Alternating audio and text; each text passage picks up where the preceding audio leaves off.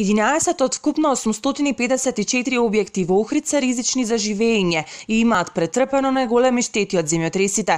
Комисијата за проценки ги поделила во 3 категории по степенот на оштетување, а заклучокот е дека 11 куќи, најголем дел во Косел, се ризични, додека кај останатите се евидентирани помали оштетувања. Нивните сопственици ќе бидат обештетени од државата, но исплатата за реконструкција ќе ја добијат дури после една година. Комисискиот елаборат, потпишан од општина Охрид, ќе патува до владата, која ќе треба да го усвои и на охриѓани во претстојната година да им префрли околу 1 милион евра. Штетите од земјотресот во општина Охрид се од прва категорија, втора категорија и трета категорија.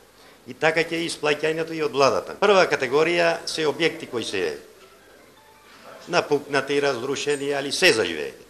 Втората категорија исто, од поголем обем оштетување има, и третата категорија не се заживеени. Такви објекти комисијата регистрира околу 11. Во делот на јавните објекти кај кои беа забележани оштетувања нема да има препреки во работата, стои во проценките на комисијата. Градинката која привремено беше затворена токму поради оштетувања ќе стартува непречено со работа од 1 септември. Во меѓувреме од Центарот за кризи потенцираат дека тлото веќе се смирило, а последиците се само стравот кај голем дел од граѓаните и оштетувањата по домовите кои бргу ќе се санираат. Опасност од нови тектонски поместувања нема. И обсерваторијата и ИЗИС се намислени дека нашиот регион веќе оди кон фаза на целосно смирување на тлото.